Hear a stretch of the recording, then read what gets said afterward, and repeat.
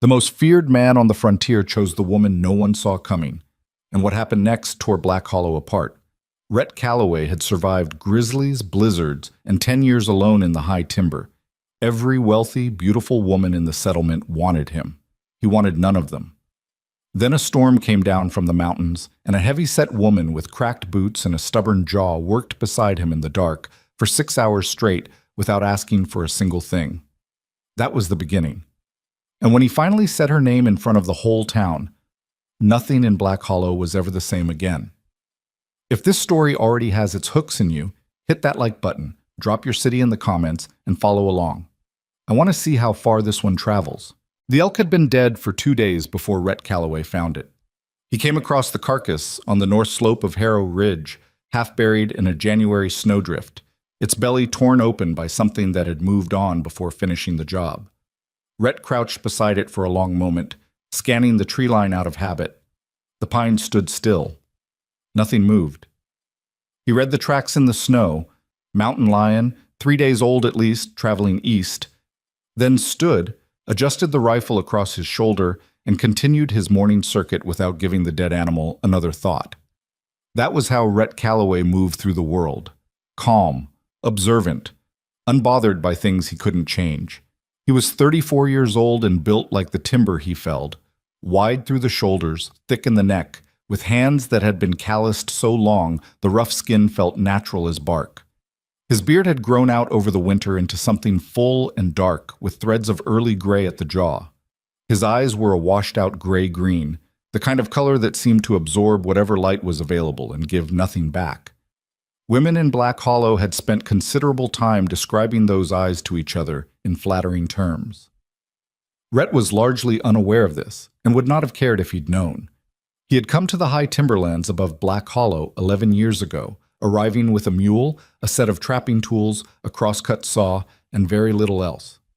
He had built his cabin himself, 2 rooms, low ceiling, stone chimney, into the lee side of a granite outcropping where the wind broke naturally and the snowpack didn't drift. He'd learned the mountain the way you learn a difficult person, slowly, with patience, with a willingness to be surprised.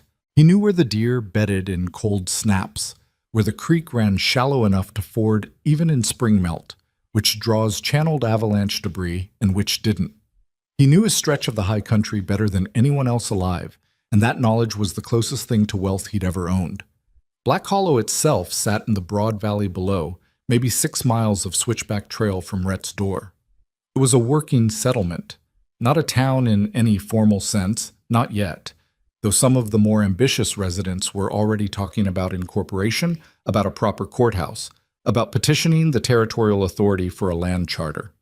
For now, it was a cluster of maybe 230 souls spread along both banks of Hollow Creek, with a trading post, a livery, a doctor who was also the dentist, a woman named Cora Flint, who ran the only boarding house and made it her business to know everyone else's, and a saloon called the Two Crow that served bad whiskey and occasionally hosted a traveling card dealer. Rhett came down to Black Hollow maybe once every 3 weeks. He traded furs and timber cuts at the post, bought supplies, said as little as was necessary, and went back up the mountain. He was not unfriendly in any open way. He'd nod to men he respected, help carry something if he happened to be standing there when someone needed an extra pair of hands, but he did not linger. He did not sit in the saloon nursing a drink and listening to other people's grievances. He did not attend the seasonal community gatherings unless there was a practical reason, and when he did attend, he stood at the edges and left early. This had done nothing to reduce the town's interest in him. If anything, the distance had made it worse. There were 5 women in Black Hollow who had developed what their friends called serious intentions toward Rhett Calloway, and what Rhett himself, had he been asked, would have called something he refused to think about. The most prominent of these was Lenora Voss. Lenora was 28, the eldest daughter of Gerald Voss, who owned the largest cattle operation in the valley and roughly a third of the deeded land along Hollow Creek's south bank. She was tall, fair-haired, composed in the way that comes from years of being watched and approved of, and genuinely beautiful in a way that she had long since stopped finding remarkable, because it had always simply been true. She wore her clothes well, spoke with deliberate precision, and understood the social landscape of Black Hollow the way a general understands a battlefield. Who held influence, who owed favors to whom, which alliances were stable, and which were quietly fraying. She had decided, roughly 2 winters ago, that Rhett Calloway would be her husband. This was not a romantic decision, or not primarily, it was a strategic one. The Voss landholdings were impressive, but they required management, protection, and an ongoing assertion of dominance in a territory where other families were consolidating steadily. A man like Rhett, known for his toughness, respected even by the rougher elements, unbeholden to any existing power structure, represented a kind of resource that Lenore recognized and wanted. The fact that he was physically striking was secondary. She had known plenty of striking men who weren't worth the trouble. She had made her interest clear to Rhett twice. Once at the autumn harvest gathering, where she had maneuvered a private conversation and been direct enough that there could be no misunderstanding. And once at the trading post, where she had arrived precisely when she knew he'd be there and had spoken for nearly 20 minutes while he loaded supplies onto his mule without once meeting her eyes. He had been polite both times. Polite in the way that a door is polite when it stays shut. Lenora had not given up. She had simply recalibrated. She was a patient woman. The second most determined was a widow named Sylvie Beaumont, whose late husband had left her a tidy house and a functional resentment of being alone. Sylvie was 31, dark-eyed, quick with a smile that worked on most men, and she operated with less strategy than Lenora, but more genuine warmth. She had tried the direct approach, cooking food and leaving it at the trailhead where she knew Rhett sometimes came down, twice inviting him to supper in ways that were impossible to misread, and received the same quiet deflection each time. She had told her friend Cora Flint that there had to be something wrong with him, a man who turned down good food and decent company, and Cora had said there wasn't necessarily something wrong with a man who knew his own mind. And Sylvie had said that knowing your own mind was fine, but a person still had to eat with someone eventually, and Cora had wisely let the conversation end there. The other 3 women, Dolores Peck, Agnes Hartley, and a newcomer called Vera Standish, who had arrived the previous spring and immediately assessed the matrimonial landscape, were less organized in their pursuit, but no less consistent. Their combined effort produced a background noise of social attention that Rhett had learned to move through the way he moved through dense brush, steadily, without engaging the thorns. The men of Black Hollow had their own opinions about Rhett, and most of those were organized around a healthy wariness. He was not the kind of man who invited confrontation, but he was also visibly the kind of man who would not be the one to back down from it. In the previous 3 years, there had been 2 incidents. One involved a trapper named Cole Sturch, who'd made the mistake of helping himself to Rhett's trapline and been informed of his error in terms that reportedly left Sturch pale and disinclined to repeat the experience. The other involved a hired hand at the Voss operation who had been drunk and loud and had put his hands on a woman outside the Two Crow, and Rhett had happened to be standing 20 feet away. That one had ended faster than most people's accounts of it could explain. Rhett had picked up his supplies from where he'd set them down and left without saying a word to anyone. After that, the wariness among the men of Black Hollow had taken on a slightly different quality. Not fear exactly, something more considered. The first week of January that year came in hard. The temperature dropped 40 degrees in 2 days, and a wind off the northern ridgeline brought ice that coated every surface and made the trails treacherous.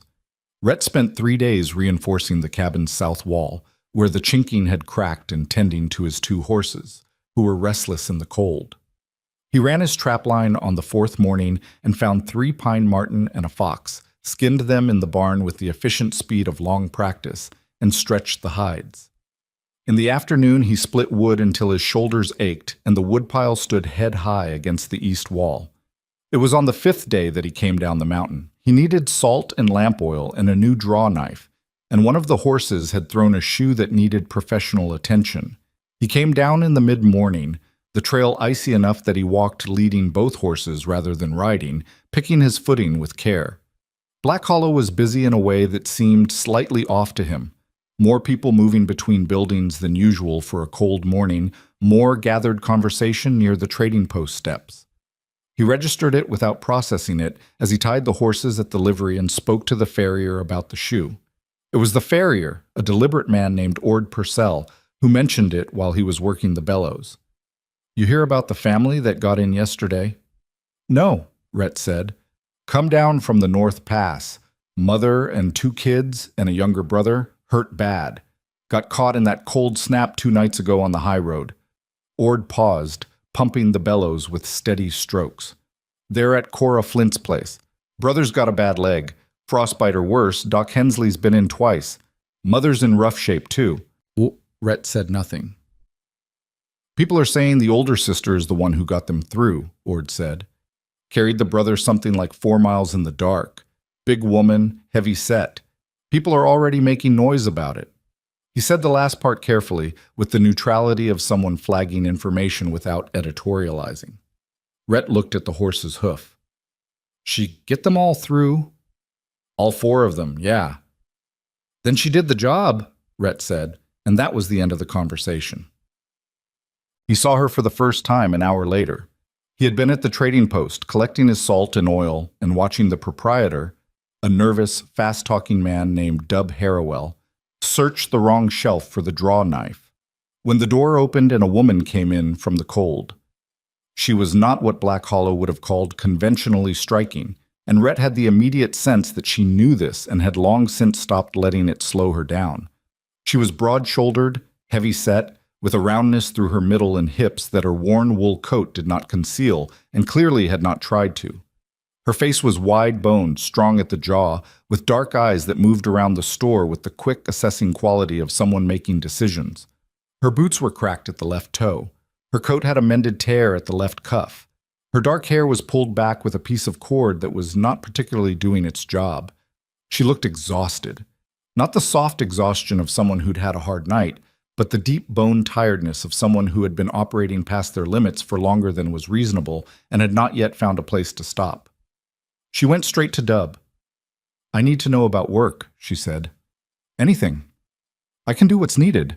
Dub looked at her in the way that people in Black Hollow were apparently already looking at her, with a specific combination of having heard something about her and not being sure what to make of it. What kind of work are you looking for, ma'am? Any kind. Her voice was flat and direct. I've done laundry, cooking, hauling, farm work.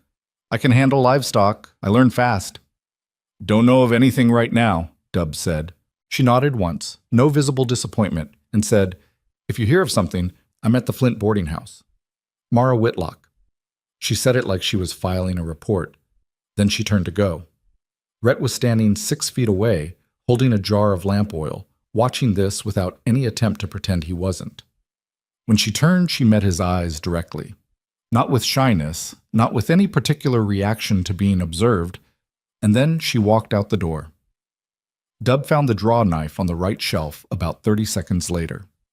Rhett learned the rest of it in pieces over the following days, the way news always spread in Black Hollow, through Ord Purcell, through the woman at the dry goods counter, through a comment Cora Flint made when he stopped by to pay a small debt she'd been carrying for a neighbor of his. The Whitlock family. Mara, her younger brother Caleb, and her mother along with Caleb's 2 young children, had been traveling south from a settlement called Polebridge that had effectively collapsed the previous autumn when the mining operation backing it folded. They'd had money enough to get as far as Black Hollow if nothing went wrong on the road. Something had gone wrong on the road. Caleb, 26, and the sort of young man who made optimistic decisions, had tried to take the high North Pass road to cut 2 days off the journey. He'd been told it was passable in early January if you moved fast. This had been bad information.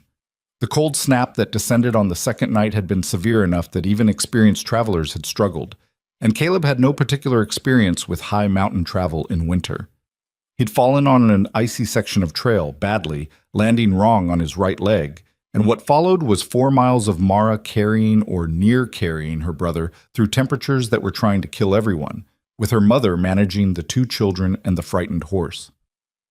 They'd made it to Black Hollow at somewhere near 3 a.m, Cora said. Mara had knocked on her door with her shoulder because her hands were too cold to make a fist, and when Cora opened the door, the first thing Mara had said was not about herself but about Caleb and whether the doctor could be reached at this hour. Caleb's leg was broken in 2 places. He was going to live. He was not going to be walking unassisted for months, which meant Mara needed work, money, and a plan, more or less immediately. She's not complaining, Cora told Rhett with a careful look. Not even to me. And I've had women cry about lesser things in this kitchen than you'd believe. She just gets up in the morning and starts figuring out what's next. Rhett took his coffee and didn't say anything. People are talking about her like she's some kind of problem they can't place, Cora said. Like they don't know how to treat a woman who doesn't fit their categories. She paused. I thought you might like to know that. He looked at her. I'm not suggesting anything, she said mildly. I'm just talking. He was coming back down the mountain 11 days later when the storm hit. He'd read it wrong. Not by much, but enough. He'd been watching the sky all morning and estimated the front wouldn't close in until evening, which would have given him plenty of time to reach the trading post and get back up before visibility dropped. He was halfway down when the wind shifted abruptly and the temperature fell 10 degrees in 40 minutes, and the snow that had been drifting light and thin across the trail became a driving wall that reduced visibility to the width of an arm. He stopped moving, took stock. He was on the lower section of the switchback, maybe 2 miles above the valley floor, in terrain he knew well enough that he could navigate blind if he had to. He wasn't worried about himself. What concerned him was that he'd passed, about a half-mile up, the sign of recent foot traffic on the south branch of the trail, a branch that did not connect back to the main road, but instead ran toward the eastern ridge and a cluster of homesteads that sat past a low-water crossing. In summer, that crossing was nothing. In January, with the storm coming down fast, it was something different. He turned back. He found them a quarter-mile in. 3 people, 2 of them adults, and 1 a child of maybe 5, moving in the wrong direction. The adults were clearly disoriented. The child was being carried by one of the adults, a man Rhett recognized vaguely as a homesteader named Pell Darvish, whose breath was already showing the labored quality of cold-induced panic. The woman with him was a neighbor, probably, and she was talking in the too-fast voice of someone holding themselves together with increasing difficulty. Rhett moved them. He had rope in his pack. He put Pell Darvish and the woman on the rope and talked in a steady, unhurried voice. Here, and then the rock on your left. Watch the drop. The whole way down, carrying the child for the last mile when Darvish's arms gave out. They came down into Black Hollow in the middle of the storm, stumbling and cold, and there was a small group assembled near the trailhead with lanterns. Someone had anticipated. Someone had already organized. He pushed through the group and stopped. Mara Whitlock was standing near the front, holding a lantern in one hand and a coil of rope in the other, wearing a coat that wasn't heavy enough and boots that weren't tall enough for what the weather was doing. She had a look on her face that he recognized from his own mirror on bad days. The focused, preoccupied look of someone who has already moved past their worry and is operating purely on what needs to happen. She was directing people, not loudly. She didn't have the confident boom of someone who assumed they'd be listened to. She was specific and quick, and she was pointing people where they needed to go with an authority that was coming from somewhere in her rather than from any position she held. She looked up when he came through with Darvish and the child, assessed the situation in roughly 2 seconds, and turned to a man on her left. Get Hensley, she said. The child first. Then she looked at Rhett. Anyone else on that trail? No. You sure? I went back a mile, he said. Trail was empty above the split. She held his gaze for a moment, measuring the certainty of that, and then nodded. Okay. That was the first real conversation they had. It lasted about 11 seconds and involved no pleasantries whatsoever, and Rhett found himself thinking about it for the next 2 days while he was snowed in on the mountain. January wore down into February. Rhett came down more often than usual, not dramatically more, not enough that anyone could mark a trend with confidence, but once a week instead of once every 3. He had reasons each time. The horse needed Ord's attention again. He was low on tallow. He wanted to see about a timber contract that Dub was supposedly brokering with a building project south of town. He was low on tallow once in 6 weeks, which was not once. Mara had found work. She was doing laundry for 4 families, hauling water, helping at the livery on the mornings when Ord needed an extra hand and wasn't particular about it. She'd also taken a job helping Cora Flint with the boarding house kitchen 3 evenings a week, and Cora paid her in both money and meals, which Rhett suspected was calculated generosity on Cora's part, because Cora did not do anything without calculation. He ran into her at the trading post on a Tuesday, actually ran into her, in the literal sense, coming around the far end of the counter while she was coming the other way. He caught her by the arm before she went down, more reflex than anything, and she grabbed the counter with her free hand and steadied herself. "Sorry," he said. "My fault," she said, which he doubted. "I wasn't watching." She straightened up, pulling her arm back, not sharply, just returning it to herself. And he noticed she'd been carrying a bolt of cloth under the other arm, cheap cotton, the kind you made practical things from. "You're Rhett Calloway," she said. It wasn't quite a question. "Yeah." "I heard about what you did in the past storm," she said. "Darvish family." He didn't know what to say to that, so he didn't say anything. She seemed to find this reasonable. "I'm Mara Whitlock." "I know," he said. Something shifted in her expression. Not quite amusement, but an awareness of it. "Cora talks." "Cora does," he agreed. That was it. She moved on. He watched her go, which he did not usually do, and then turned back to what he'd been looking for on the shelf and found that he'd lost track of it entirely. It was a strange thing, being drawn toward a person. Rhett had spent so many years organizing his life around the absence of complication that he had genuinely forgotten, or perhaps never known properly, what it felt like when another person occupied space in your thinking without being invited. He was a man who had grown accustomed to solitude not as deprivation, but as preference. The mountain was honest, the timber work was physical and satisfying, and there was no performance required when you were alone, no reading of other people's expectations and deciding whether to meet them. The women in Black Hollow, who had been circling him these past years, had not disturbed this preference, because they did not require him to be present in any real sense. He could be polite, vague, and slightly removed, and they would fill the silence with their own projections. They were not asking for him, the actual him, whatever that was. They were asking for what he represented. They had made that clear enough, without meaning to. Mara Whitlock was not asking for anything. That was the unsettling part. She wasn't circling. She wasn't projecting. When she talked to him, she talked at him, directly, like he was a person with information she needed, rather than an image she was trying to acquire. It was the same way she talked to Ord Purcell, and to Dub Harrowell, and to Cora. Straight-faced, efficient, with a complete absence of performance. He found himself looking forward to the trips to Black Hollow in a way he hadn't for years. He did not examine this closely. He was not that kind of man. Well, it was Cora who told him about the trouble at the boarding house. He came in for coffee on a Friday in late February. Cora kept an open table in the mornings for people who needed somewhere to sit and think, and found her moving around the kitchen with a tightness in her shoulders that meant something. "What happened?" he said. Cora set a cup down in front of him. "Some words were said to Mara last night, at the Two Crow." He waited. "She went in to collect for the laundry she does for Harv Pittman. He runs a tab sometimes." Cora sat down across from him. "There were some women there, Lenora Voss and Agnes Hartley and Vera Standish. They had words with her." "What kind of words?" Cora looked at him steadily. "The kind that have to do with knowing your place and not reaching above yourself, and who exactly she thought she was, arriving here with nothing." She paused. "And comments about her appearance, the sort that I won't repeat because they don't bear repeating." Rhett's jaw tightened. "She didn't say anything back," Cora said. "Collected her money from Pittman, left, came home, did not mention it, and was up at 5 this morning doing the breakfast fire."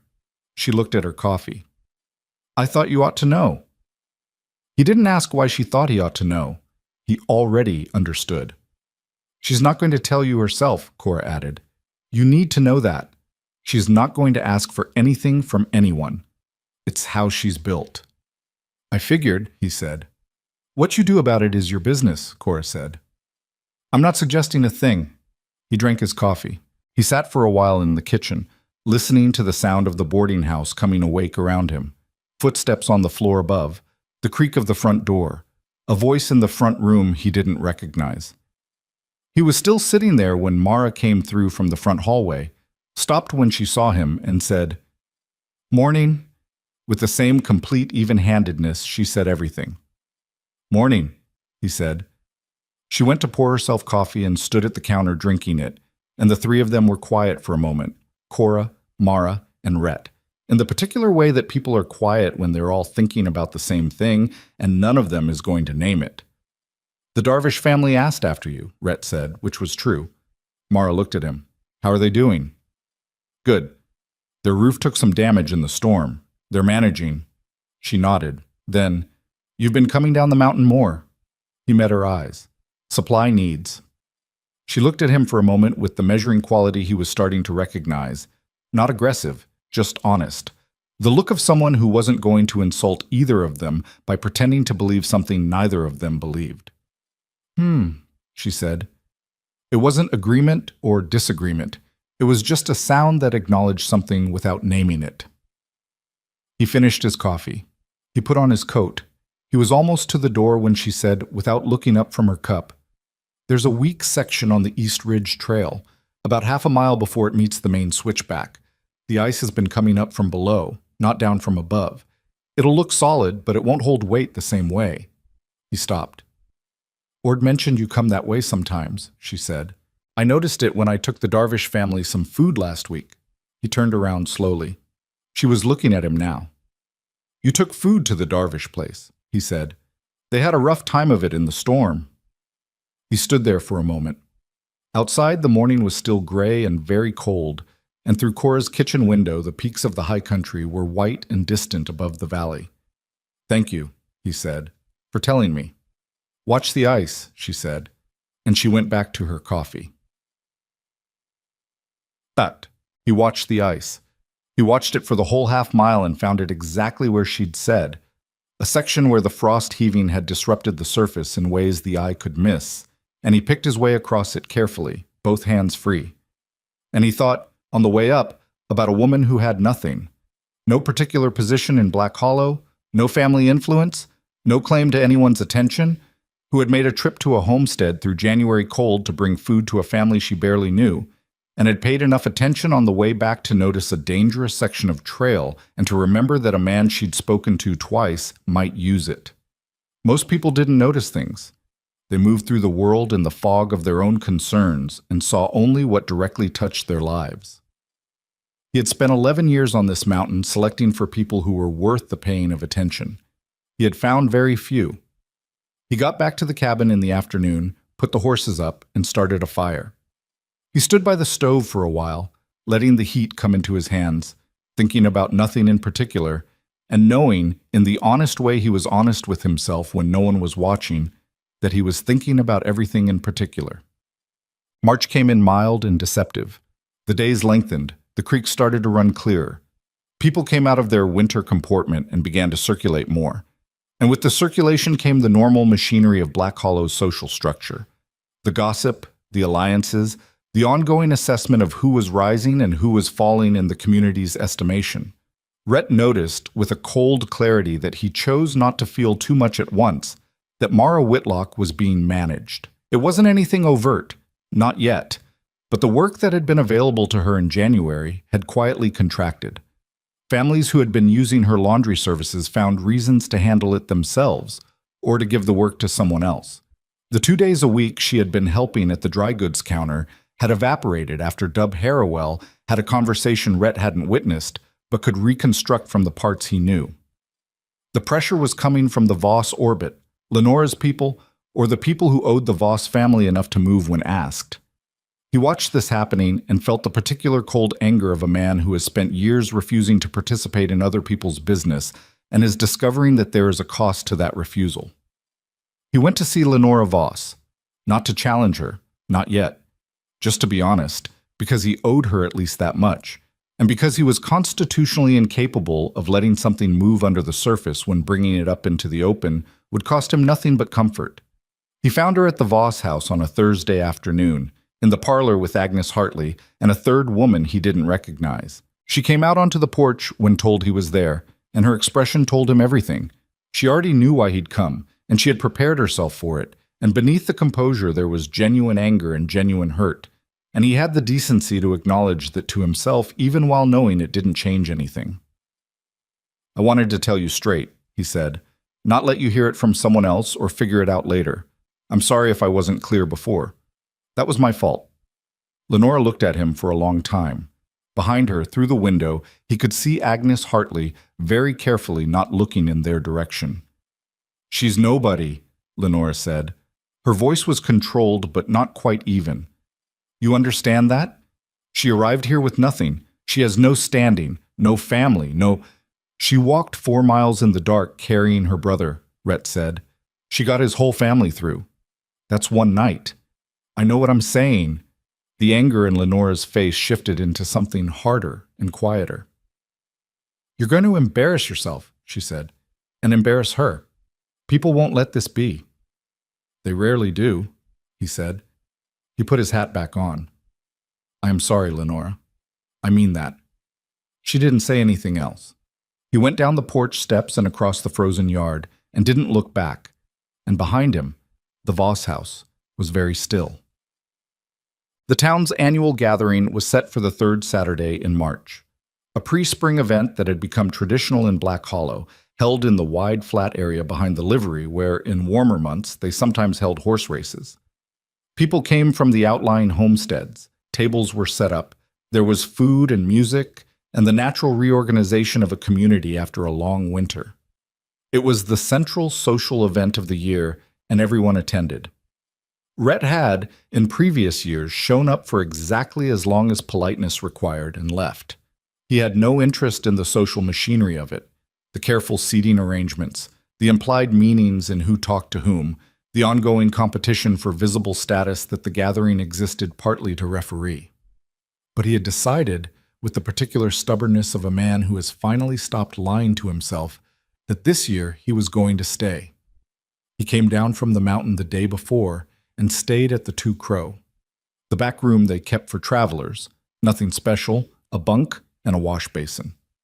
He ate dinner at Cora's table and sat with Mara for an hour while she went over accounts at the kitchen end of the long table, and they talked for the first time about things beyond the immediate practical. She talked about Caleb's progress. He was on a crutch now, the leg healing well, and he'd found half days of work with a cabinet maker who was building an expansion on the trading post. She talked about Polebridge, the settlement they'd come from, with the unsentimental directness of someone who had loved a place and watched it die and had processed the grief and was now past it. She talked about her mother, who was slow recovering, and her 2 nieces who were adjusting to Black Hollow with the resilience of young children who didn't yet fully understand what adjusting cost.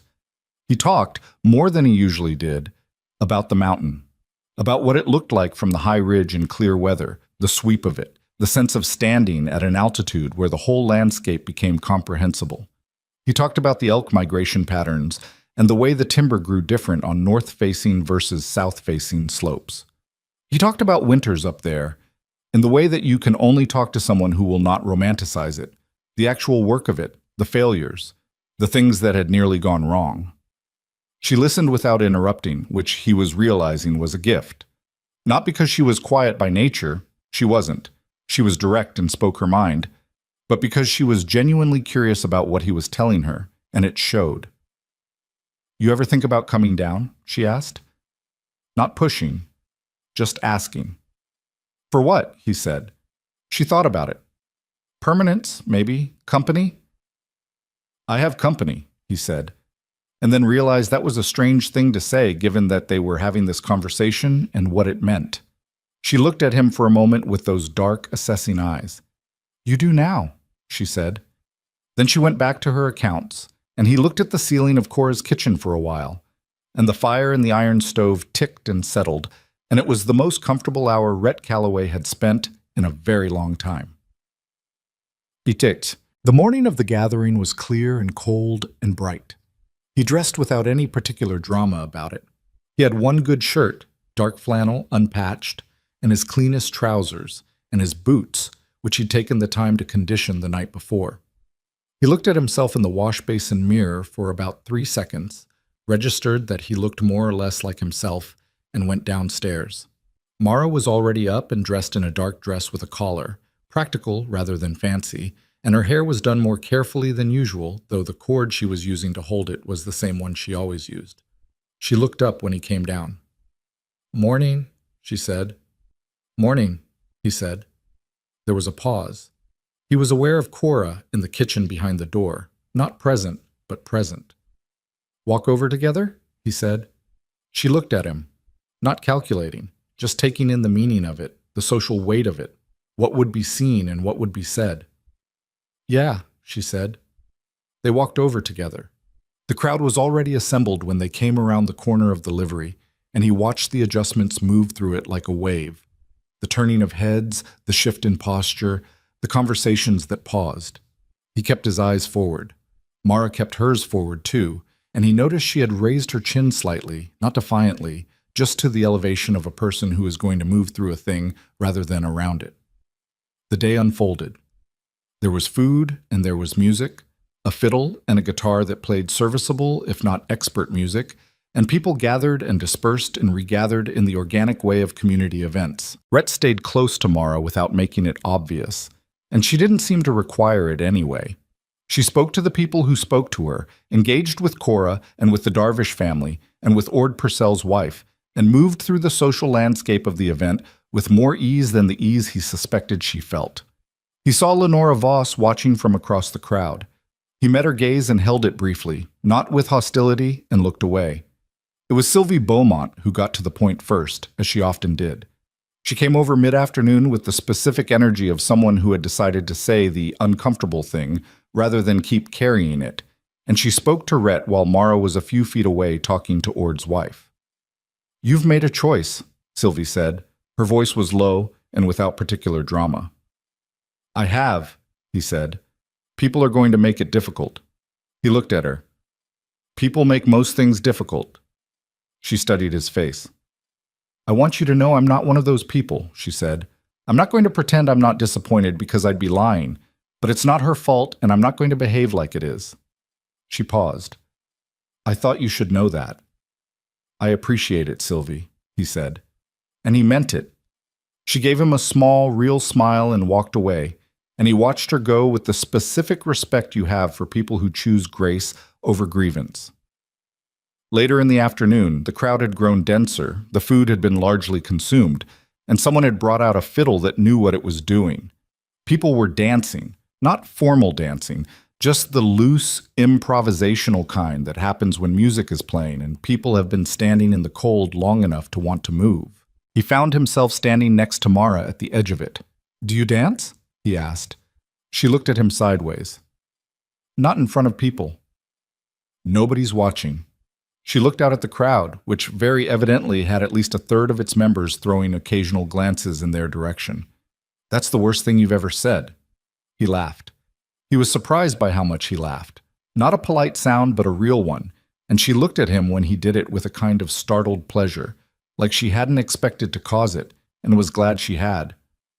I can't dance either, he admitted. Then why did you ask? Testing whether you'd say yes, he said. She looked at him for a long moment, and the afternoon light was slant and golden on the snow-crusted ground around the livery yard, and the fiddle was doing something low and sweet, and she said, What are you doing, Rhett Calloway? I think you know, he said. She was quiet for a moment. I'm not easy, she said. Not apologetically, just stating it. I'm poor and I have a family that needs me, and I take up space in rooms, and I'm not going to become something different to be more convenient.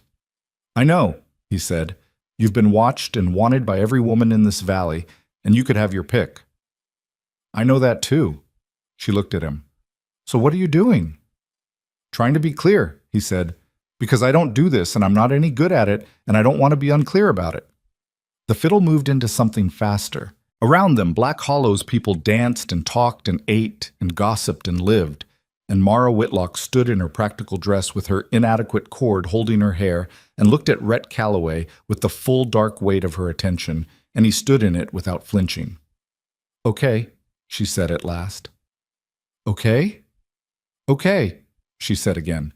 We'll see what this is. It was not a romantic answer. It was honest, and that was... He was realizing, standing in the cold afternoon light in Black Hollow at the edge of a crowd that was absolutely watching them now, exactly what he'd been looking for. The word got around fast, the way bad news always does in a place where people have too much winter, and too little to think about. By the Sunday morning following the gathering, Cora Flint had heard 3 separate versions of what had happened between Rhett Calloway and Mara Whitlock at the livery yard. One version that was mostly accurate, one that had them holding hands and dancing, and one that involved some kind of public declaration that Cora was fairly certain hadn't actually happened. She told all 3 people the same thing, that she hadn't been standing close enough to hear, which was not exactly true, and that people ought to keep their mouths busy with food rather than speculation, which nobody did. Mara heard about the versions on Monday, from Cora directly, delivered in the kitchen over coffee with the blunt practicality that was Cora's version of kindness. You should know what's being said, Cora told her, not because it'll change anything, but because walking into it blind is worse than walking in knowing. Mara wrapped both hands around her cup. Outside the window, the March morning was doing something indecisive between snow and rain, and the light was flat and gray. What are they saying? That you came to Black Hollow with a plan, that you targeted him. Cora paused. That you're not the kind of woman a man like that actually chooses. That he's confused, or that you manipulated the situation somehow. Which situation? The storm, the rescue. Cora said it carefully. Some people are suggesting you made more of your role than was accurate, to impress him. Mara set her cup down.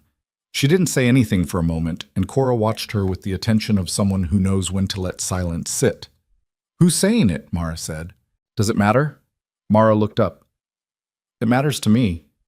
Cora considered her. Agnes Hartley, mostly, Vera Standish. They're following Lenora's lead, but Lenora's been quieter about it. She's smarter than they are, which makes her more dangerous. She paused. Harv Pittman stopped by yesterday and said he won't be needing the laundry service anymore. That's the second one this week. I know. Mara picked up her cup again. Her jaw was tight, but her hands were steady, and that small distinction, tight jaw, steady hands, said something about the particular way she was built, the way she'd learned to keep the feeling contained in the parts of herself that didn't show. I'm not going to leave, she said. I didn't think you were, Cora said. Caleb's leg needs another month at least before he can work full days. My mother isn't right yet. I have nowhere to take them that's better than here. She looked at the window. And I'm not going to leave because some women with too much time and not enough disappointment in their lives decided I'm a problem. Cora almost smiled. No, she said. You're not.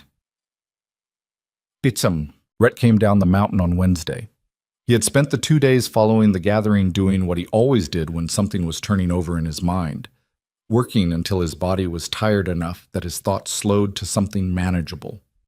He'd felled 2 timber sections on the north slope, dragged them to the clearing, and split them down with a methodical focus that left his arms aching and his thinking somewhat clearer.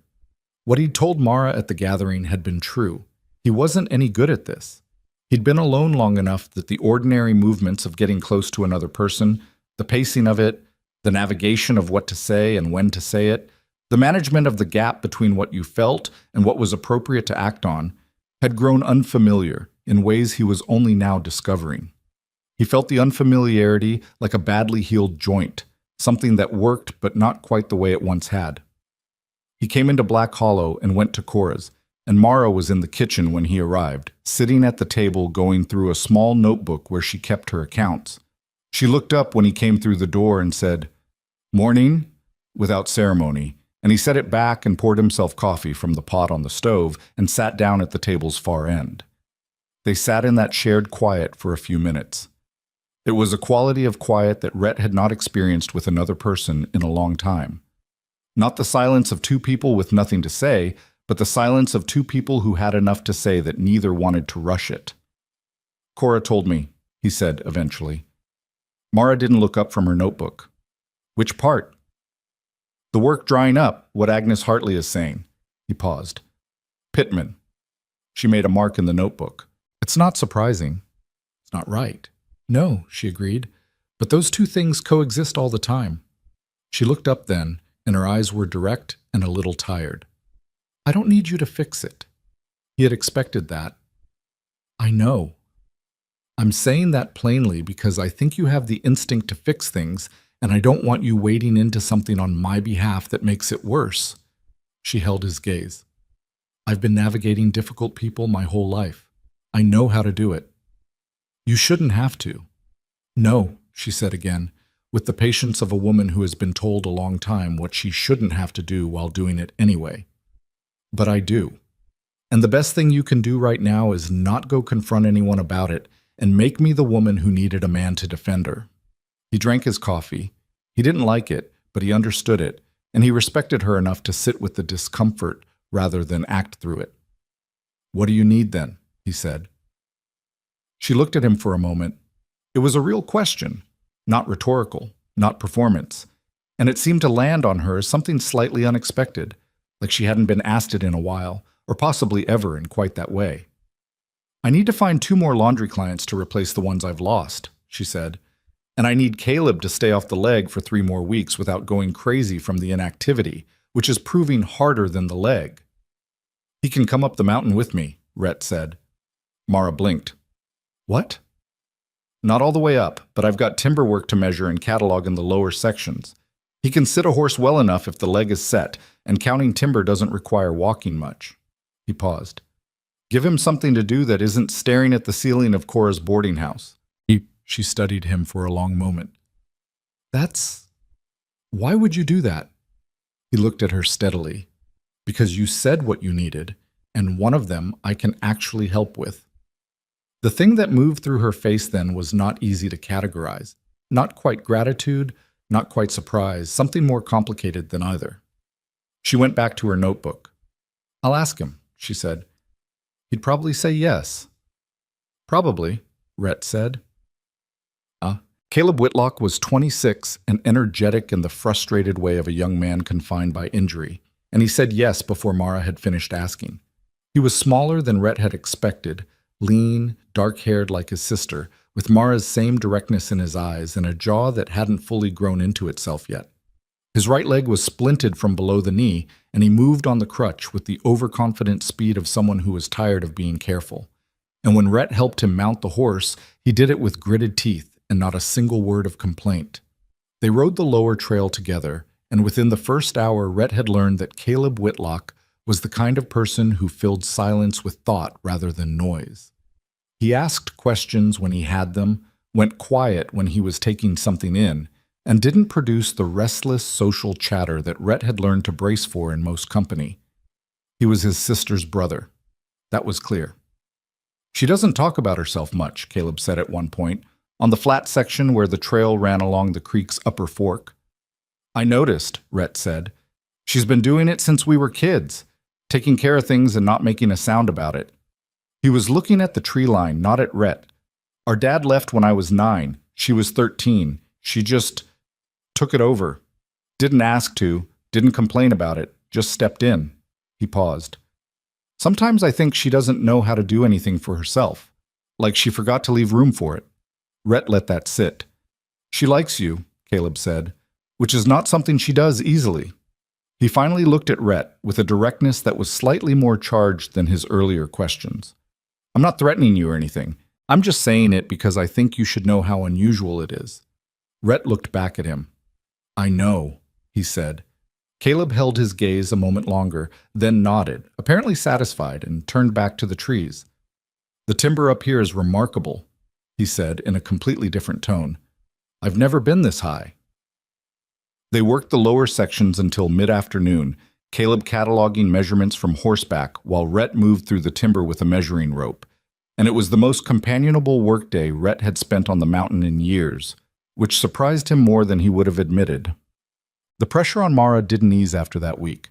If anything, it found new angles. Gerald Voss stopped in at the trading post when Rhett was there on a Friday morning, which Rhett did not think was accidental. He was a big man, Voss, not physically imposing, but broad in the way of someone who had spent decades being the most influential person in any room and had grown to fill that space. He was polite, measured, and absolutely clear. I've got respect for you, Calloway, Voss said, while Dub pretended to be extremely busy with inventory behind the counter. Years of it. You've run your section of this territory better than most men could. Appreciate it, Rhett said. So I'm going to speak frankly. Voss set his hands on the counter.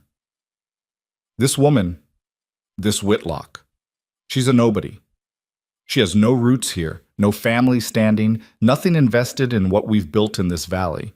When men like you make choices like this, it sends a message to the whole community about what we value. He paused. I'm not telling you what to do. I'm asking you to think about what you're building here and whether this is the foundation you want to build it on. Rhett looked at him for a long moment. He was aware of Dub's complete stillness behind the counter.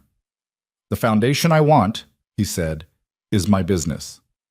Voss held his gaze. Is it? It is, Rhett said. Same way your daughter's choices are your business and not mine. The air in the trading post did something specific and cold. Voss was not a man who was often answered that way, and the adjustment took a visible moment. I hope you know what you're doing, Voss said. Usually, Rhett said, and picked up his supplies. He told Mara about it that evening, sitting on the steps of the boarding house in the gray late afternoon, because he had decided that being honest with her was the only version of this he was capable of maintaining. She listened without interrupting, chin slightly down, that thinking expression she got. He's not wrong that it sends a message, she said when he'd finished. I'm aware. Are you prepared for what that message costs? He looked at her. Are you? She thought about it. Actually thought about it, not performing consideration but doing the real thing. I've been paying costs my whole life, she said. This one would at least be for something I chose. Yeah, he said. They sat in the thin evening cold, and the creek ran steady somewhere below the road, and the mountain above them was going pink in the last of the light, and neither of them said anything for a while. I've been thinking about what you said, she said, at the gathering, about being clear. Okay. I don't do things halfway, she said. If I'm in something, I'm in it. But I need to know you understand what I actually am, not what you've decided you want to see. What do you think I'm deciding to see? He asked, genuinely. She looked at her hands. Somebody easier than the women who've been chasing you, somebody without demands. She looked up. But I have plenty of demands. I just don't make them out loud until I have the right. Tell me one, he said. She looked at him. A demand, he said. Make one. Out loud. The corner of her mouth moved. Not quite a smile, but related to one. She thought for a moment. Don't make decisions about my situation without asking me first, she said. Even if you think you know what's needed. Ask. Done, he said. And don't disappear into that mountain for weeks when something gets complicated between us. Come down and say the complicated thing. He looked at her steadily. That one cost him something. He could feel it, the specific cost of agreeing to something that ran counter to his most basic instincts. That one's harder, he said. I know, she said. That's why I said it. He nodded slowly. I'll try. That's all I'm asking, she said. They sat a while longer. Caleb appeared briefly in the doorway, assessed the scene with the quick reading of a younger sibling, said evening to Rhett in a tone that was distinctly warmer than the one he'd had before their mountain day, and disappeared back inside. He likes you, Mara said. He's a good kid, Rhett said. Don't call him a kid to his face. I know better than that, he said. She laughed, a real one, short and unguarded, the kind she didn't seem to let out often. And the sound of it did something to the cold March evening that Rhett couldn't quite name, but didn't want to end.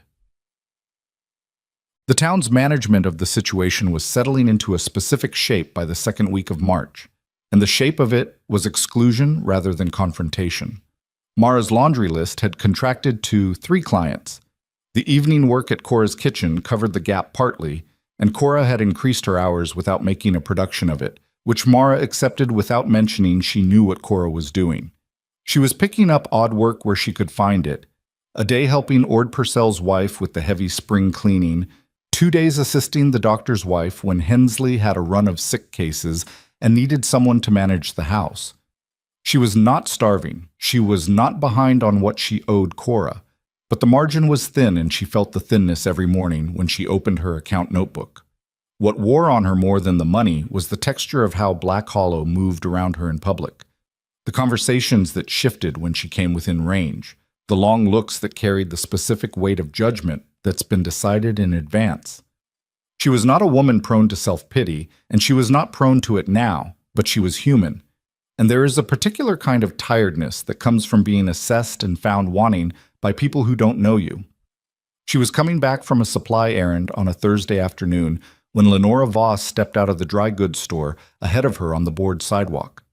They had not been in direct contact since the incident at the Two Crow, and Mara had thought carefully about what she would do when this moment came, because she had known it would come eventually. Lenora stopped. Mara stopped. Between them, about 6 feet of cold afternoon air. Lenora was composed, as always. Her coat was good wool, well-fitted. Her hair was correct. She looked at Mara with the measuring quality of a woman who had been trained since childhood to assess and compare, and Mara stood in it without moving. "You should know," Lenora said, in a low, even voice, "that I don't think you tricked him. I want to be clear about that." Mara said nothing, waiting. "I think you're exactly what you appear to be," Lenora continued. "Capable, practical, unpolished." She paused. "And I think he's made a choice that he believes is correct." Another pause. "I don't agree with it, but I'm not going to pretend it comes from nowhere." It was not an apology. It was not even close to one. But it was something, an acknowledgement of reality, which from Lenora Voss was more than nothing. "I appreciate you saying that," Mara said. Lenora looked at her for another moment. Something in her face was complicated and real and painful, and Mara saw it without looking away because whatever Lenora Voss was, she was a person who wanted something she wasn't going to get, and there was nothing comfortable about being the reason. "Don't mistake this for friendship," Lenora said. "I'm not," Mara said. Lenora walked past her. Mara stood on the board sidewalk and watched her go, and the afternoon wind came down cold off the mountain, and she let out a breath that turned to vapor and thought, "That is the most honest conversation I've had in Black Hollow yet." She tucked her supplies under her arm and walked back toward Cora's, and the mountain above the valley stood white and enormous against the pale March sky, and somewhere up there Rhett Calloway was splitting timber, or running his trapline, or simply existing in the particular self-sufficient way he existed. And the thought of that, the simple fact of it, was steadier under her feet than anything she'd felt in longer than she could easily remember. She didn't examine it too closely. She was not that kind of woman. She just walked on. The annual Frontier Gathering was not a small affair. It had started 7 years ago as an informal thing, families from the outlying homesteads coming into Black Hollow at the end of March to trade seed stock and tools before planting season, sharing a meal, catching up on whatever they'd missed over the winter months. But it had grown. The way things grow when a community is finding its shape, and now it was 2 full days of trading, a livestock auction on the first morning, and an evening gathering on the second day that served as something between a social event and an unofficial town hall. Decisions got made at the Frontier Gathering, not formally, not with any vote or charter, but in the way that matters more, which is in the open conversations between people with influence, the agreements and understandings that happen when everyone who counts is in the same place at the same time. This year's gathering fell on the last weekend of March, and by the Wednesday before it, the weather had finally committed to something that felt like early spring. The ice was off the lower trails. The creek was running high and fast with snowmelt. A few of the more optimistic settlers had already begun turning soil. Rhett came down from the mountain on Thursday, 3 days earlier than he needed to for the gathering, and nobody in Black Hollow missed the significance of that. He was seen at the trading post, at the livery, at Cora Flint's table for dinner. He was seen walking with Mara along the creek road on Thursday evening, close but not touching, talking in the low, continuous way of two people who have run out of small things to say and moved past them into something real. He was seen on Friday morning helping Caleb Whitlock, still on one crutch but moving better, haul timber measurements from a cart into the trading post for the auction catalog. The town was watching. The town was always watching, but now it was watching with the specific attention of people who sense a public moment coming and want to be positioned correctly for it. Lenora Voss arrived at the gathering on Saturday morning with her father and 2 of the Voss ranch hands, dressed well, composed as always, and she moved through the trading day with the quiet efficiency of someone who has decided that she will not be the story everyone tells about this weekend. She traded, she talked, she smiled at the right people, and she did not look in the direction of Mara Whitlock more than twice. Whatever she was feeling, and Rhett suspected it was considerable, she had put it somewhere it didn't show. Agnes Hartley was less disciplined. She had spent the better part of the past 2 weeks refining and distributing the story that Mara had fabricated her role in the storm rescue, that she had been barely present, that Rhett had done the real work, that Mara had simply attached herself to the event afterward and let the retelling do its work. It was a specific and targeted lie, and it had found some purchase in the parts of Black Hollow that were predisposed to believe it, which is the nature of lies that confirm what people already suspect. On the first morning of the gathering, Mara heard it said directly to her face. It was not Agnes who said it. Agnes was not that straightforward, but a woman named Ida Crane, who ran a homestead with her husband on the valley's eastern edge, and had the kind of blunt conviction that comes from too little doubt and too much opinion. Ida said it at the water barrel near the trading post, in front of 4 people, without particular viciousness, which was almost worse. She said it like it was established fact, the way you mention weather or trail conditions. "I heard you weren't much part of the actual rescue," Ida said to Mara.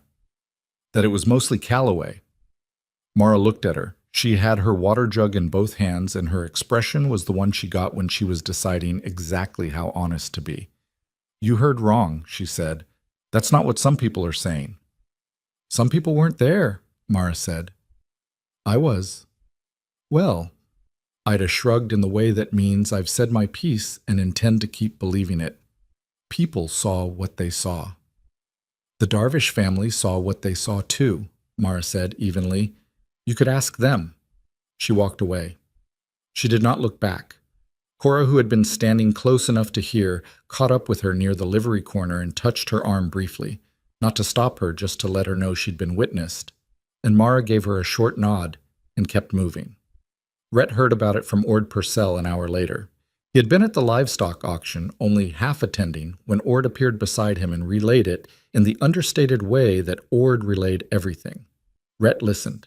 His face did not do much, which was habit, but inside he felt the slow, cold burn of a man who is watching something unjust happen close enough to touch it, and has been explicitly asked not to fix it the way he'd naturally fix it. He had promised to ask first. He found Mara at midday near the food tables. There were long tables set with the contributions of a dozen families, elk stew and cornbread and smoked fish and a dozen other things, and he came up beside her quietly. "I heard about Ida Crane," he said. "I handled it," she said. "I know you did." He paused. "I'm not going to go talk to Ida Crane." She glanced at him sideways. "Good. But I want to tell you something." He stopped there until she turned to face him, which she did. "What happened in that storm? What you did in that storm? I was there. I know what I saw. And every person who matters in this valley either knows it too or will know it." She looked at him steadily. "How?" He held her gaze. "Because I'm going to say it, publicly, not to defend you. You don't need defending, but because it's the truth and it should be said out loud." Her expression shifted, was complicated, wary. "Rhett." "Not now," he said. "Not like a confrontation. At the right moment." He paused. "I'm asking you, not doing it without asking." She was quiet for a moment. He watched her think it through, all of it, the cost and the benefit and the specific vulnerability of having another person stand up and say your name in a crowd that was not on your side. "Don't make it a speech," she said finally. "I hate speeches." "I know," he said, "and don't make it about them. Make it about the truth." "That's all it ever was," he said. She looked at him for another long moment, and then she picked up a bowl of stew and turned back to the table and said very quietly, "Okay." The second day's evening gathering was the social peak of the weekend. After the trading was done, after the auction books were closed, when the practical work of the gathering gave way to the thing underneath it, which was community affirming itself in the particular human way of music and proximity and shared food. The cleared space behind the livery was lit with lanterns hung from a rope line between 2 posts. And the same fiddle and guitar from the March event had been joined by a man with a lap dulcimer who knew what he was doing, and the music was better this time, warmer, with a carrying quality that moved out over the crowd in the cold evening air. Rhett stood at the east edge of the gathering with a cup of coffee going cold in his hand, watching the crowd the way he always watched crowds. For patterns, for what was actually happening beneath the surface of what appeared to be happening. He could feel the gathering's texture. The Voss family and their orbit occupied the northwest quadrant near the better food.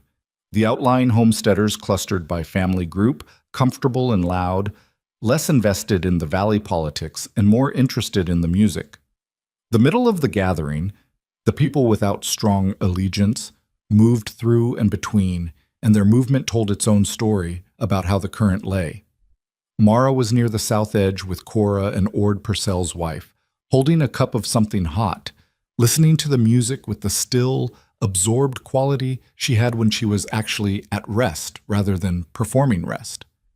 He watched Lenora Voss across the crowd say something to Agnes Hartley. He watched Agnes look in Mara's direction.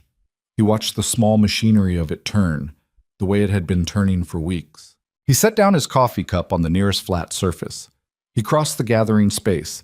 He was not a man who moved slowly by nature, but he moved with deliberate steadiness now, and people noticed, the way people always noticed Rhett Calloway moving through a space with intention. And by the time he reached the open area near the music, he was aware of the crowd doing what crowds do, orienting toward something. He didn't stop near Mara. He went to where Darvish was standing, Pell Darvish, the homesteader he'd brought down in the January storm, and he spoke to him for a moment, and then to Darvish's wife, Clara. And then he turned, and he was in the rough center of things, and he spoke with his natural voice, not shouting, just using the particular carrying register of a man who had spent years projecting across wind and distance, so that the people near him could hear clearly, and the people slightly farther away caught the shape of it. "Some of you have heard things about the January storm," he said, "about who was where and who did what.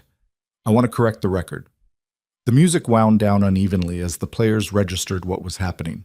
A broad half-circle of attention had formed around him, and it was widening. He talked for less than 2 minutes. He was as brief as the truth would allow. What the storm had been, what the situation on the trail had been when he reached the Darvish family, what state they were in, and what had already been in motion when he came down into the settlement, the organized group, the ropes, the specific directions being given by a woman who had apparently started moving before anyone else had finished processing that something was wrong. "I've worked alongside a lot of people," he said, "on this mountain and off it, the kind of person who moves first, who figures out what's needed and does it without waiting to be told and without making a noise about it after. That is not common." He paused. "Mara Whitlock is that kind of person. I've seen it twice now. I expect to see it again." He let that land. "Anyone who's been told otherwise was told wrong." He stopped there. He had said he would not make it a speech, and it was maybe one speech's worth of words spoken plainly, without rhetoric, in the voice of a man who did not say things he didn't mean, and who everyone in Black Hollow knew did not say things he didn't mean. The silence was the particular silence of a crowd recalibrating. Then Pell Darvish said, from his spot nearby, "That's accurate. She was there before Rhett came in, had us organized." His voice was steady and unremarkable, the voice of a man stating a fact. "My wife will tell you the same." "Same," said Clara Darvish. "Nothing more dramatic than that. No thunderclap, no confrontation. Just two settlers saying a plain, true thing in front of their community." But the silence that followed was different from the one before. It had weight to it, the weight of people realizing, quietly and without drama, that they had been in the process of believing something false. Rhett walked back through the crowd. He didn't look for Lenora. He didn't look for Agnes Hartley or Ida Crane. He went back to where he'd left his coffee cup, picked it up, and stood as he had been standing. After a moment, Cora Flint appeared at his elbow. "Well," she said. "Don't," he said. "I'm not saying anything," she said. "I'm just standing here." He looked across the gathering to where Mara was standing. She was looking at him. Her expression was not the one he'd been prepared for. Not relief, not gratitude, not anything that could be easily described. It was something more complicated than all of those, and more private. And when their eyes met, she held his gaze for a moment and then looked away, but not before he saw what was in it. He didn't go over to her, not immediately. She needed a minute to be herself with that, and he understood that about her now, the way she processed things internally before she could engage them outwardly, the same way he did. They were, in that specific way, built similarly, and it was the thing he found most recognizable in her, and the thing that had gotten under his defenses without him fully realizing it was happening. He stayed where he was and drank his cold coffee. It was Gerald Voss who came to him 20 minutes later. Not with his ranch hands, not with any performance of authority, just the man himself, moving across the gathering space with the measured pace of someone choosing their moment. He stopped beside Rhett and stood there for a moment, watching the crowd. "You've made your position clear," Voss said. "I thought it already was," Rhett said. Voss was quiet for a moment. He was looking at something in the middle distance, and his face had the particular tiredness of a man who has organized a great deal around his own certainty and is finding, in small increments, that certainty is a more expensive thing to maintain than he'd budgeted for. "My daughter isn't going to cause her any more trouble," he said, "for what that's worth." Rhett looked at him. "That worth coming from her?" Voss met his eyes. "It comes from me." "Then I appreciate it," Rhett said, "but it'd mean more from her." Voss looked like he might say something else. Then he didn't. He walked back into the gathering, and Rhett watched him go, and then he turned and crossed the space to where Mara was standing. She watched him come the whole way. "Don't tell me you didn't plan that," she said when he reached her. Her voice was low. "I told you what I was going to do." "You said not a speech." "That wasn't a speech," he said. She looked at him with the measuring expression he'd grown familiar with, the one that had stopped being intimidating some weeks back and had started being something he looked for. "You went and stood in the middle of everyone," she said. "The truth was in the middle," he said. "That's where it needed to be said." She shook her head slowly, not in disagreement, in the particular way of someone who is confronting something they don't entirely know how to hold. "Rhett," she said. "Yeah." She looked at the crowd, at the lantern-lit gathering of Black Hollow in its complex, imperfect, ongoing human negotiation with itself. "Thank you," she said, simply, quietly, with no performance around it. He stood beside her, close enough that their arms nearly touched. "You don't have to thank me for the truth," he said. She didn't answer that, but she stayed where she was, and so did he, and after a moment the dulcimer player started again, something slow and low and evening-shaped, and the crowd resumed its movement around them, and the two of them stood in the middle of all of it without moving, like two trees that have grown close enough that their roots are already tangled somewhere underground. April came in dry. That was the first wrong thing, the thing that old-timers in Black Hollow mention to each other in the cautious way of people who have learned to read a landscape's moods. The snowmelt that should have soaked the lower slopes and the valley floor had run off fast in a warm March, leaving the ground firmer than it ought to be at this time of year. The creek was already dropping. The grasses on the south-facing hillsides had come up quick and thin and were drying at the tips before they'd fully grown. A man named Walt Greer, who had been homesteading the eastern valley edge for 20 years, told Ord Purcell that the timber on the lower slopes was as dry as he'd seen it in early spring, and that a lightning strike in the wrong place, or a campfire left wrong, could turn bad faster than people would expect. Ord mentioned it to Rhett on a Thursday morning at the livery. Rhett had come down for the week. He'd been spending more time in the valley since the gathering, coming down Tuesday and not going back up until Saturday, a pattern that Cora noted and did not comment on. He listened to what Ord said and thought about the north slope where he'd been working timber, the way the duff had been crackling underfoot on his last trip up, the way a stand of dead pine on the eastern ridge had shed its bark and was standing gray and brittle against the April sky. "Where's the risk section?" Rhett said. "East Ridge and the timber above the Crane homestead," Ord said. "Wind comes west off the mountain in the afternoon. If something started up there and the wind was right—" He stopped. He didn't need to finish it. Rhett went up the mountain that afternoon and spent 2 days clearing a fire break above his own cabin, not because he hadn't done it before. He had, every year, but because he wanted it wider this year. He worked until his back ached and his hands were raw, and he stood at the break's edge on the second evening and looked east at the ridgeline, where the dead pines stood in their dry cluster like something waiting. He came back down Saturday and told Mara what he'd seen. They were sitting on the boarding house steps, which had become, over the past weeks, their customary place for the kind of conversations that needed outdoor air, the ones that were too specific for Cora's kitchen and too important for walking. Mara listened with her elbows on her knees and her eyes on the middle distance. "The Crane homestead is on the east slope," she said. "Yeah. Ida Crane." She said it without particular expression. "Yeah," he said. Mara was quiet for a moment. "Have you told anyone in town? About the East Ridge?" "Told Ord. Going to talk to Darvish. His place sits below that section." He paused. "I'm going to go to Voss, too. He's got hands and equipment. If something starts up there, he'd be the fastest resource." She looked at him. "You're going to go ask Gerald Voss for help." "I'm going to tell Gerald Voss there's a risk to his eastern grazing land," Rhett said. "Which there is. That's a different thing." She almost smiled. "That's a finer distinction than most men would bother with." "I bother with it," he said. He went to the Voss ranch the next morning. The conversation was brief and professionally impersonal. Two men who understood land and fire and the economics of both, talking about what a dry spring in this particular terrain could produce. Voss listened. He asked two practical questions. He said he'd have his hands clear the brush along the eastern fence line and that he'd be watchful. "You and I are not going to agree about everything," Voss said at the end of it. "No," Rhett said. "But I know this land," Voss said. "I've got as much reason as anyone to keep it from burning." "I know," Rhett said. "That's why I'm here." It was the closest thing to a functional understanding they'd reached, and Rhett drove back down to Black Hollow with the specific, limited satisfaction of a man who has done the practical thing even when the personal thing was complicated.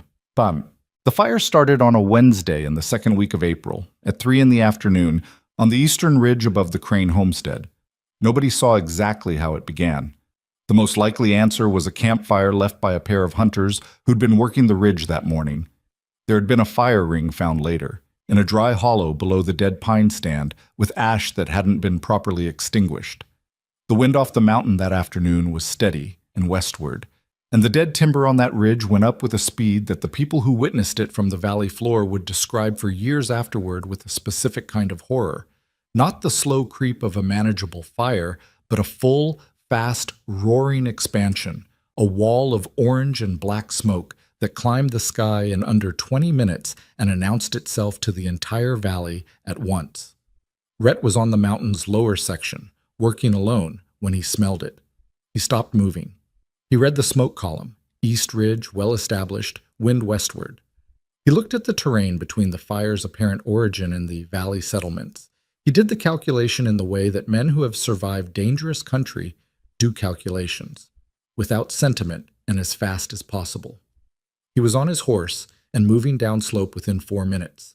He came into Black Hollow at a dead run, the horse blowing hard, and pulled up at the livery where Ord was already in the doorway, looking east at the sky. The smoke column was enormous now, churning black and brown above the ridgeline, and even from the valley floor they could feel the quality of the air changing. "Crane Homestead," Rhett said, getting down.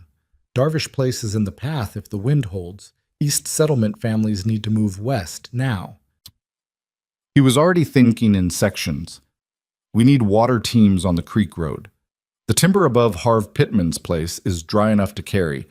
We need a break cut above his north fence before it gets there." "Who's organizing?" Ord said. "Get the men you trust," Rhett said. "I'll go into town." He turned back to his horse and looked up to find Mara standing 20 feet away. She had come from the direction of the boarding house, moving fast, and she had the look she got in emergencies. That forward, preoccupied focus, everything else stripped away. Behind her, he could see people coming out of buildings, stopping in the street, staring east at the sky. Some of them were frozen with it. Some were already moving the wrong way, toward the fire out of instinct and morbid attention rather than away from it. "The bridge on the East Creek Road," she said. It was not a question, it was a thought she was saying out loud. "That's the only route for the eastern homestead families. If the fire reaches the timber on the south slope before they get across, It could cut them off, he said. Yeah. Someone needs to go to them now. Not after we've organized here. Now. I know, he said. That's where I'm going. She looked at him. Take Caleb. He knows the East Trail from our survey work, and he can ride well enough. His leg is good enough for a fast ride on a flat road, she said. He'll be angry if you don't ask him. He was already moving. Get Cora to start organizing shelter for whoever comes in from the east. They're going to arrive fast, and some of them won't have anything. I know, she said. He looked at her for 1 second, the specific look of two people who understand each other well enough that a whole conversation fits in a second, and then he went. What followed was 4 hours of the hardest work Black Hollow had ever required of itself. Mara went to Cora first, then to the doctor's house, then to the Two Crow, which was the largest covered space in the settlement and could hold families if it had to. She was not running. Running in a crisis looked like panic, and panic was contagious. But she was moving at the edge of running, and everywhere she went she was specific and direct. She needed this building opened. She needed these men cutting brush on the north side of the Pittman property. She needed the women who could be spared from children to fill water barrels at the creek and position them on the road where the fire teams would need them. She had no authority, not a scrap of official standing in Black Hollow. She was the laundry woman, the boarding house kitchen helper, the woman that half the town had spent 2 months deciding was not worth much. But she knew what needed doing, and she said it clearly. And in a crisis, there is a specific kind of person that other people follow without stopping to ask why. And Mara was that kind of person, and the town was finding that out now, with a fire on the ridge and the smell of smoke already sharp in the afternoon air. Sylvie Beaumont was the first to fall in without question. She came across Mara at the Two Crow and immediately asked what she needed. Blankets, food, water. Any family comes in from the east, they go here first. You're managing this space. Done, Sylvie said. She didn't ask why Mara was the one giving the direction. She just turned and started organizing, which was what the moment required. It was Lenora Voss who surprised her. Lenora arrived in town on horseback about 40 minutes into the crisis, having ridden from the ranch when the smoke column went up. She had 3 Voss ranch hands with her and a loaded supply cart, water barrels, blankets, tools, and she came directly to where Mara was standing at the Creek Road junction, coordinating the incoming flow of East Settlement families who had begun arriving in frightened, disorganized groups. Lenora pulled up her horse and looked at the scene. The arriving families, the cart positioning, the water barrel lines. And then she looked at Mara, and something passed between them that was more complicated and more honest than anything they'd said to each other all winter. Tell me where the cart is most useful, Lenora said. Mara pointed. North section of the Pittman fence line. There's a fire team up there, and they're going to need water and the axes on your cart. Lenora nodded and turned her horse without another word, and her ranch hands followed, and the cart went north. Mara stood at the road junction and thought, some people are capable of being different than they are when the thing in front of them is big enough to require it. She filed that away and went back to work. Rhett reached the Crane homestead with Caleb 40 minutes after leaving Black Hollow. The fire was visible from a mile out. Not the homestead burning, not yet, but the ridge above it absolutely committed. A roaring line of orange moving through the dead pine stand with a speed that consumed the distance between it and the homestead in a way that was difficult to look at directly. Embers were throwing ahead of the main line, landing in the dry grass of the south slope, starting small secondary ignitions that were growing. Ida Crane was in the yard with her husband Lars and their 2 teenage sons, and they had the specific blank quality of people who have been watching something terrible approach and have not yet translated the watching into moving. Now, Rhett said, pulling up his horse. Right now. Take what you can carry in one trip and go. Lars Crane shook himself. The cattle, leave the cattle. They'll move on their own or they won't. He looked at Ida.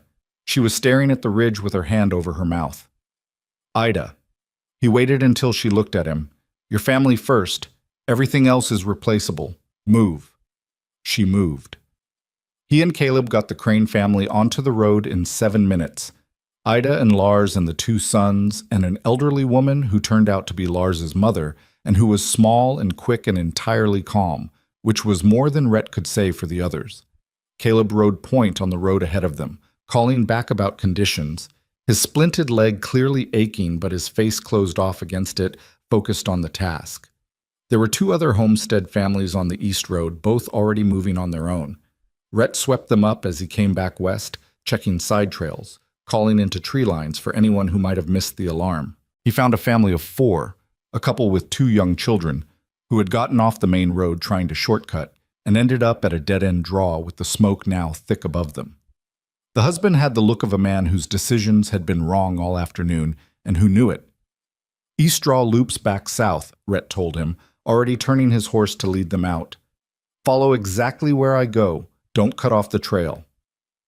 They came out of the draw with the fire's edge close enough that Rhett could feel the heat differentiating from the ambient air, a specific directed warmth that was different from sunlight. He did not look back. He kept his horse at a pace the family's cart could match, and talked them through the turns in a steady, ordinary voice until the trail widened and the smoke began to thin and the creek road opened ahead of them. On the bridge. He heard it before he saw it, a deep, sustained groan from the timber of the East Creek crossing, the old bridge that had been serving this road for 9 years and had been on the list of things needing attention for the last 3 of them. The bridge was wide enough for a cart, which meant the family behind him had to cross it, and as he rode onto it, he felt the specific wrong give of structure that is no longer trustworthy. He got across and stopped. The family came behind him. Halfway across, the cart's right wheel found the section where the main support timber had cracked. Not the new crack, the old one that had been there all winter and had been widening with spring water, and the wheel dropped 4 inches with a sound that made the horse shy hard and the wife cry out. The cart was stuck. The wheel was through the decking and wedged. Behind them, on the east side of the bridge, the smoke was thick and getting thicker, and the fire's light was visible through the trees. Out of the cart, Rhett said, "Kids first. To me. Now." The husband lifted the 2 children across to him. Rhett took them one at a time, passed them to the near bank, and then helped his wife over the tilted cart deck, her hands shaking, her foot sliding on the wet plank. She made the bank. The cart wasn't going to come free easily. The husband was still on the bridge looking back at it. "Leave it," Rhett said. Our supplies. Rhett looked at him with the absolute certainty of a man who has made a decision and is not going to revisit it. "Get off the bridge." The man came off the bridge. Rhett had both hands on the horse's reins, and he thought about Mara, in that fast way you think about someone when you've realized the thought of them is where your mind goes when things are close. He thought about her at the road junction, and Caleb on his crutch riding point ahead of the Crane family, and the valley full of smoke and people moving, and the specific human machinery of a community in crisis discovering what it was actually made of. He turned the horse and rode for Black Hollow. The fire burned through the night. It never reached the main settlement. The fire breaks that Rhett's warning had gotten cut in time, above the Pittman property along the Voss eastern fence line, held the western advance, and by midnight the wind had shifted slightly north, turning the fire's main progression away from the inhabited valley and up into the high, unoccupied timber on the north ridge, where it could burn itself out against the spring snowpack still lingering above the tree line. The East Creek Road was impassable for 2 days. The Crane homestead burned to its foundation. 3 other structures on the eastern slope were damaged. The bridge was destroyed, the cracked support finally giving completely sometime in the night hours. No one died. That last fact settled over Black Hollow on the Thursday morning after the fire with the specific weight of things that almost happened differently. People moved through the settlement streets quietly, smoke-smelling and exhausted, and the usual social machineries, the gossip, the hierarchy, the careful management of who owed what to whom, were temporarily suspended in the way they always are in the aftermath of something that puts all of it in proportion. Mara was at the Two Crow at dawn, where 43 displaced settlers had spent the night on makeshift bedding on the saloon floor.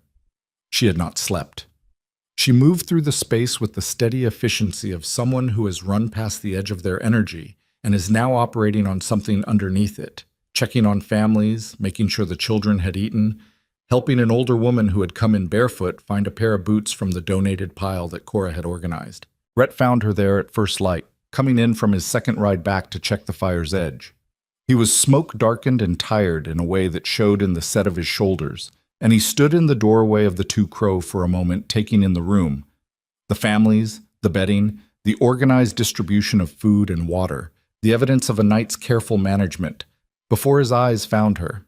She was crouched next to a young woman with a baby, talking in a low voice, and she looked up when he came in and their eyes met across the crowded floor. He came over. He sat down on the bench beside where she was crouching, and when she straightened up, she sat beside him, and for a moment neither of them said anything, just sat in the particular shared exhaustion of two people who have been doing the same hard thing from different positions. "Everyone accounted for," she said. It was not quite a question. "Everyone," he said. "The family in the draw, the Cranes, the two families from the south approach. Everyone's out." She let out a slow breath. "The bridge is gone," he said. "I know. We'll need to cross at the upper ford until it's rebuilt." She paused. "That's going to be a problem for the Darvish family. The ford sits on the north side of their property line." He looked at her sideways. "You're already thinking about the ford." "Somebody has to," she said. He looked at the room around them, the people, the quiet crisis of a community dealing with its aftermath, and then back at her, and he felt the particular difficult thing that had been building in him for months now reach a point he couldn't manage around anymore. "Mara," he said. She looked at him. "I want to build something here," he said. "Not just the cabin. I mean here, in the valley. I have timber and I have land rights on 3 sections below my current line, and I have—" He stopped, started again. "I want to build it with you, if that's something you want." She looked at him for a long time. He held the look without filling the silence because she needed the silence to think, and he knew that about her. "That's a very large thing to say in a room full of 43 people, she said. "I know," he said. "I thought about waiting. I decided I was done waiting for the right moment." "Rhett Calloway deciding he's done waiting," she said, and the corner of her mouth moved. "That's not something I expected to hear in my lifetime." "Neither did I," he said.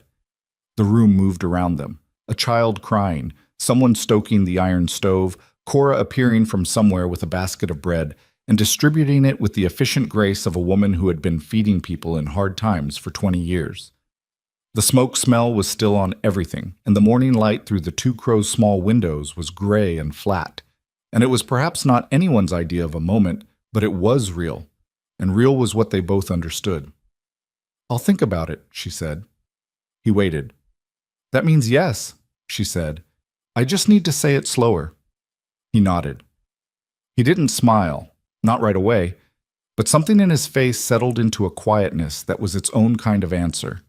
He put his hand over hers, briefly, on the bench between them, and she didn't move it away.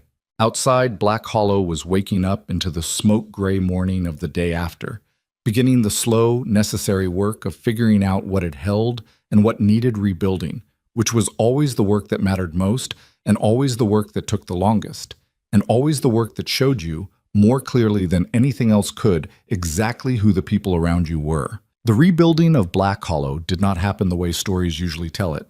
There was no single morning where everyone woke up changed, no clean moment of collective transformation where the community looked at itself and decided to be different. It was slower than that, messier than that, more human than that. What happened was a gradual, grudging rearrangement, the kind that occurs when circumstances have made the old arrangement too expensive to maintain. The East Creek Bridge was the first practical problem. Without it, the Darvish family and the 3 other homesteads on the eastern approach had no reliable access to Black Hollow's trading post, doctor, or livery. The upper ford that Mara had identified the morning after the fire was workable on horseback in low water but useless for carts, which meant supplies couldn't move in or out of the eastern settlements without a significant detour north. The bridge needed to be rebuilt, and it needed to be rebuilt better than it had been, and that required timber, labor, and organization. Rhett had the timber. He had 3 sections of felled and cured wood on the mountain that he'd been preparing for a building contract that had fallen through, and he offered it at cost, not free, because free created its own complicated debts, but at a price that made the project possible rather than prohibitive. Gerald Voss contributed the labor of 6 ranch hands for the foundation work. Ord Purcell organized the volunteer crews from the settlement, and it was Mara who drew the plans. Not formal architectural plans, she had no training for that, and she said so plainly when Rhett suggested it. But she had spent this winter studying the old bridge's failure, noting where the original builders had cut corners on the support structure, and she had a practical understanding of load and stress that came from years of moving heavy things in difficult circumstances. She sat with Rhett at Cora's kitchen table 2 evenings in a row, sketching on brown paper with a carpenter's pencil, and the design they arrived at was not elegant, but it was sound, wider than the original, with redundant supports at the midpoint, built to carry the weight of a fully loaded supply cart, even in high spring water. Caleb, his leg now bearing weight on its own without the crutch, worked the build site from the first day. He had found, over the weeks of timber survey work with Rhett, that he had a genuine aptitude for structural assessment, an eye for how things fit together and where they were likely to fail. And Rhett had told him this plainly, not as flattery, but as observation, which was the only way Rhett said things, and Caleb had taken it in the way that young men take genuine recognition when it comes from someone they respect without the need to perform humility about it. The bridge took 11 days. On the 12th morning, Pell Darvish drove his cart across it at a careful walk and then at a full trot, and the structure held solid without a creak, and the men standing on the bank made the particular sound that men make when something they built together works the way it was supposed to. Rhett stood at the bank's edge watching, and Mara stood beside him, and she said, "The left center support is going to need checking every spring after the melt." "I know," he said. "I'm just saying." "I heard you the first time you said it," he said. "You didn't write it down." He looked at her. "I remember things." "Prove it." He looked back at the bridge. "Left center support, spring inspection, after the melt." He paused. "Also, you told me in January that the east draw trail forks wrong at the second marker and the left branch looks like the main trail, but it's not. Also that Caleb takes his coffee with too much sugar and it's going to be a problem for his teeth by the time he's 40. Also, all right, she said. He said nothing, but the corner of his mouth moved and she saw it, and she looked back at the bridge with her arms crossed over her chest and something in her face that she was making a reasonable effort to contain. What? The Crane homestead was harder. The structure was gone. The fire had taken everything down to the stone foundation and the cold ash of what had been a working family's life for 14 years. Lars Crane had stood in the ruins the morning after the fire with the particular blank quality of a man who has lost so much at once that grief hasn't found its shape yet, and his 2 sons had been with him, equally silent, equally lost. It was Ida Crane who came to Mara. She came on a Tuesday, 9 days after the fire, and she came to the boarding house and asked Cora if Mara was in, and Cora brought her to the kitchen and made coffee and left them alone together with the specific tact of a woman who understood when her presence was unnecessary. Ida sat across from Mara at the kitchen table, and she was not the woman who had said those words at the water barrel in March. Or she was that woman. People don't transform, not really. But she was that woman in a different context, which is sometimes all change ever actually is. "I need to know about rebuilding," Ida said. "What it costs, what's possible. Lars isn't—" She stopped. "He's not thinking clearly yet. Someone needs to start thinking." "Okay," Mara said. "I heard you helped plan the bridge." "Rhett and I worked it out together." Ida looked at her coffee cup. "I said things about you," she said. "At the water barrel. At other places too." She looked up. "I was wrong, and I said things I had no right to say." Mara held her gaze. She didn't rush to say it was fine, because it hadn't been fine, and they both knew that, and rushing past it would have been a dishonesty neither of them needed. She let the acknowledgement sit for a moment and be what it was. "I appreciate you saying it," Mara said. "It doesn't fix it."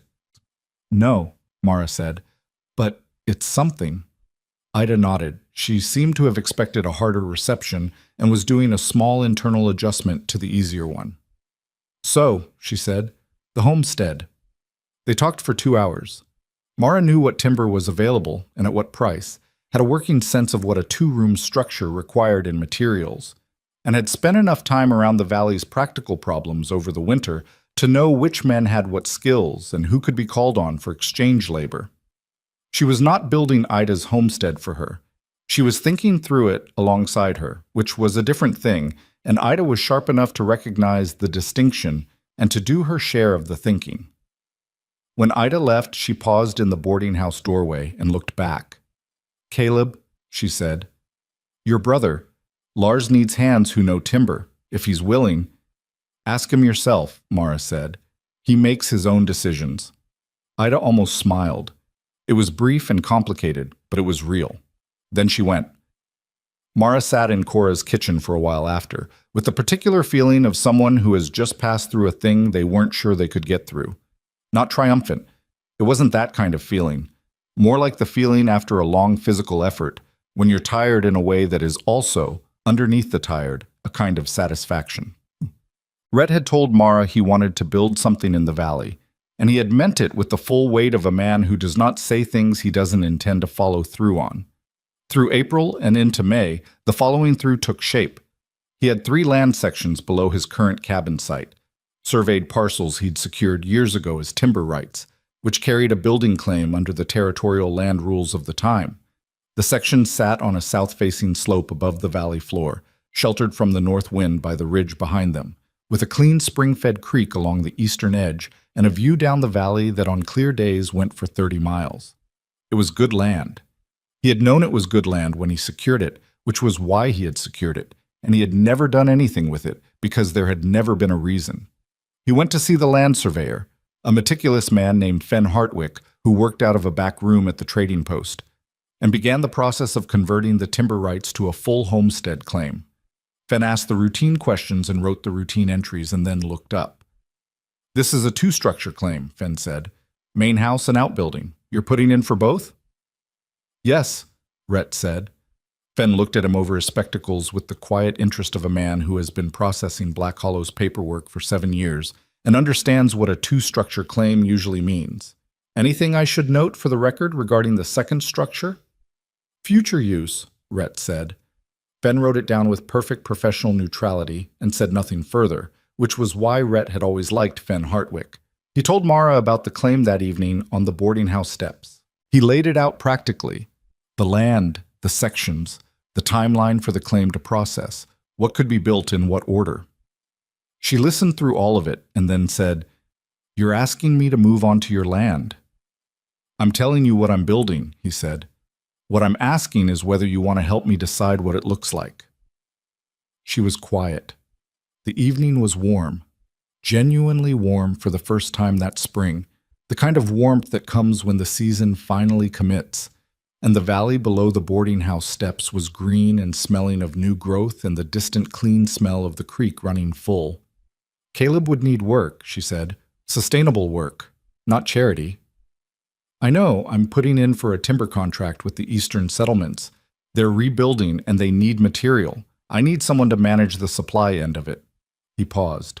"He's better at the assessment and logistics than I am. I'd pay him accordingly." She looked at him. "You planned that." "I thought about it," he said. "My mother needs to be somewhere she can manage," she said. "She's not strong enough yet for a working homestead." "The lower section has a flat approach and good shelter," he said. "It's easier terrain than most of what's in this valley." She was quiet again. He let her be quiet. This was one of the things he had learned about her. The thinking happened in the silence, and interrupting it was the same as asking her to give an answer that wasn't fully formed, which she would do out of politeness and then resent. And he had no interest in answers that came from politeness. "Why me?" she said finally. Not in the way she'd asked it at the gathering, with the wariness of someone waiting for a shallow answer. In the way of a person who has come to understand that the answer is real and wants to hear it said clearly one more time. He thought about it. He could have said easy things, could have said she was brave or capable, or that he trusted her, all of which were true. But they were the surface of the true thing, not the true thing itself. "Because you don't need me to be more than I am," he said. "You see what's actually there, and you decide based on that. I've never had that from anyone." He paused.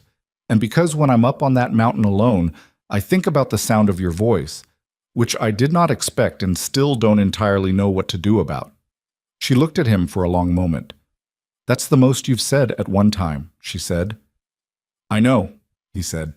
"Don't expect it regularly." She laughed. The real one, the short, unguarded one he'd been trying to earn for months. And she leaned her shoulder against his, briefly, the way you lean on something you've decided is solid. "Yes," she said, "to all of it." The formal gathering to acknowledge what the community had come through, the fire, the rebuilding, the shift in something that didn't have a clean name, happened in late May, organized by Cora Flint and attended by most of Black Hollow and the outlying homesteads. It was not a celebration exactly. The Crane homestead was still a work in progress. 3 families were still living in temporary arrangements. The East Road was passable but rough. There was too much recent loss in the room for pure celebration, and the people of Black Hollow had enough sense to acknowledge that. But they came. They came because communities need to witness themselves sometimes, need to stand in the same space and look around and understand what they are made of and who is in the room with them. Rhett and Mara came together, which by now was not news to anyone. The watching that had once carried the sharp edge of judgment had mostly softened into something more ordinary. The particular attention that a community pays to 2 people it has accepted as a unit. Not universal acceptance, not complete. Ida Crane's older son still looked at Mara with a residue of something old and unconverted, and there were 2 or 3 homestead families on the valley's fringe who had simply never engaged with the whole business and still carried the opinion they'd formed in January. People are rarely unanimous. The ones who weren't going to come around hadn't come around, and the ones who had were changed in ways that were real rather than performed. And that was the actual arithmetic of it, and Mara understood that arithmetic better than most. Gerald Voss made a speech. He was a man who gave speeches well, which was one of the reasons he was influential, and this one was measured and specific and contained, buried 2/3 of the way through, an acknowledgement that the valley's response to the fire had depended on people whose worth had not been properly recognized before the crisis required it. He did not name anyone. He did not look directly at Mara while he said it, but the people who had been paying attention for the past 4 months knew exactly what the sentence meant, and Voss knew they knew, and that was apparently enough for him. Lenora stood with her father during the speech, and her expression was composed and unreadable. After it was over, she moved through the gathering in her usual way, talking to the people she always talked to, managing the social landscape with her usual precision. She came within 10 feet of Mara once, in the current of the crowd, and their eyes met briefly and held. Nothing was said. Something was acknowledged. Lenora moved on. Some things do not resolve into friendship. Some things resolve into a kind of mutual recognition. I see you, you see me, we understand what happened between us, and we are going to share a valley for the rest of our lives and make it work. That is not nothing. In some ways it is harder and more honest than friendship, because it requires you to hold complexity without the comfort of resolution. Mara had made her peace with that. She had not come to Black Hollow looking for anyone's approval. She had come looking for survival and had found something larger, and the approval that had eventually come, partial, uneven, grudging in some quarters, was neither what she'd wanted nor what she'd needed. What she'd needed was what she'd built, piece by piece, in the cold months of a hard winter. A place to stand, work that mattered, a community that had seen her at her best and would not easily forget it, and a man who said, "I see what's actually there," and made it sound like the highest compliment in the world. They broke ground on the south-facing section in early June. It was not a ceremony. It was a Tuesday morning, and Rhett was up at first light with a survey stake and a measuring rope, and Caleb showed up an hour later on a horse that was now fully his. Rhett had given it to him in the understated way he did most things, by leaving it saddled at the livery with a note that said Caleb Whitlock in Fen Hartwick's handwriting, which was how you transferred ownership under the land rules. Caleb had arrived at the site red-faced and trying not to show how much it meant. "You didn't have to," he said. "Man doing supply logistics needs reliable transport," Rhett said. "Don't make it a thing." Caleb made it a thing for about 45 seconds and then composed himself and went to work. Mara arrived mid-morning with her mother, whose name was Ruth, and who was small and quiet and had a way of looking at situations from the outside that reminded Rhett of no one so much as Mara herself, though he had the sense to keep that observation private. Ruth walked the section slowly, looking at the flat approach, the spring line, the shelter of the ridge behind. She said nothing for a long time. Then she said, "Good drainage." Yes, ma'am, Rhett said. Ruth looked at him with the appraising quality of a woman who has been watching people carefully for 60 years and does not waste the skill. My daughter is not easy to live alongside. I know, he said. She will tell you when you're wrong, Ruth said, at length. I know that too. Ruth studied him for another moment. You're not easy to live alongside either, she said. From what I can see. Probably not, he agreed. Ruth seemed to find this satisfactory. Good, she said. Easy people make for dull lives. She went to look at the spring line, moving carefully on the uneven ground, and that was the entirety of whatever blessing she was prepared to give, which was enough. Mara appeared at Rhett's elbow. She had heard all of it. She likes you, she said low. She told me I'm difficult, he said. That's how she says she likes you, Mara said. He looked at her. In the morning light, with her coat open to the early warmth and her hair coming loose from its cord as usual, she looked the same as she had looked on the day he first saw her in Dub Harrowell's trading post, worn-booted, practical, utterly uninterested in performance. She had not changed. She had not softened or polished or accommodated herself into something easier for Black Hollow to categorize. She was exactly what she had been, and the valley had eventually rearranged itself around that fact rather than the other way around. He thought about that. About what it meant that the version of things he was standing in, the land, the claim, Caleb on a horse that was his, Ruth commenting on drainage, the bridge rebuilt on sound supports, the settlement behind them learning in the slow, imperfect way of communities what it actually valued, had not required her to become different. It had required circumstances to become honest. There is a particular kind of person the world tends to dismiss, not the obviously damaged or the visibly struggling, because those people attract a certain kind of performed sympathy. The person the world dismisses is the capable one who doesn't package herself correctly, who is too heavy or too poor or too direct or too burdened, who walks into a room and doesn't match the image people have already formed of what value looks like. And so they look past her, and she keeps moving anyway, and she does the work anyway, and she carries what needs carrying in the dark without asking anyone to notice. The world is full of those people, and it wastes them constantly, which is one of its most persistent and least examined failures. What Black Hollow had learned, not cleanly, not all at once, not without resistance and backsliding and the inevitable human mess of changing your mind about someone, was that the cost of that waste is not abstract. It is concrete. It shows up in crises when the people you overlook turn out to be the ones who move first and think clearest and get your family across a flooding creek road in the dark. It shows up in the bridge that holds, in the homestead rebuild that happens because someone thought it through rather than rushed it, in the fact that 43 people slept in a saloon and had food and blankets because one woman spent a night organizing instead of sleeping. Worth is not announced. It is demonstrated over and over in ordinary moments and extraordinary ones, and the people around you either learn to see it or they don't. Black Hollow had been slow, and it had been wrong, and it had cost a woman several months of deliberate exclusion and the specific grinding exhaustion of being dismissed by people who did not know what they were looking at. That debt doesn't fully clear. Mara knew that, and she had made her peace with it not by pretending the debt didn't exist, but by deciding that what she was building now was worth more than the accounting of old grievances. That was not forgiveness in any clean, uncomplicated sense. It was something more practical. The decision of a person who knows that carrying resentment is weight she'd rather put down, not because the resentment wasn't earned, but because she had better uses for her hands. By midsummer, the frame of the main house was up. Rhett had done much of the heavy timber work himself, in the way that men who have spent years working alone default to, doing the difficult parts first, the parts they trust most in their own hands. Caleb had taken over the finished carpentry on the interior framing, his eye for structural fit proving exactly as sharp as Rhett had assessed, and the two of them had developed the working dynamic of men who respect each other's competence without needing to perform camaraderie about it. They worked in long, largely quiet stretches, saying what needed to be said about the work and leaving the rest alone.